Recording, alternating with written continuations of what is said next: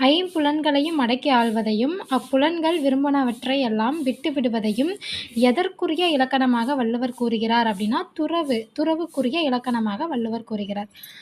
தன்னிலை தவறாமல் தன்னிலை தவறாமல் தன்னைத் தானே காத்துக்கொள்ள வாழ்கின்றவரை வள்ளுவர் யாருடன் ஒப்பிடுகிறார் அப்படின்னா, கற்புக்கரசி. தந்தை மகருக்காற்றும் நன்றி என வள்ளுவர் குறிப்பிடுவது எதுனா, அவையத்து முந்தி இருப்பச் செயல்.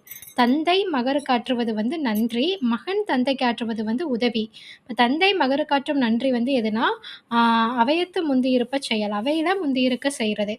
மகன் தந்தைக்காற்றும் உதவி என்ன அப்படின்னா, பிறர் புகழும்படி வாழ்றது தான் மகன் தந்தைக்காற்றும் உதவி. செல்வத்தை அளித்து ஒருவரை தீய வழியில் செலுத்துவதாக வள்ளுவர் கூறுவது எதனா, அழுக்காறு. பாத்தோன் மரீஇ யவனை பசியென்னும் தீப்பிணி தீண்டலரிது. யாரை பசிப்பிணி தீண்டாது அப்படின்னா, பகுத்துண்பவரை.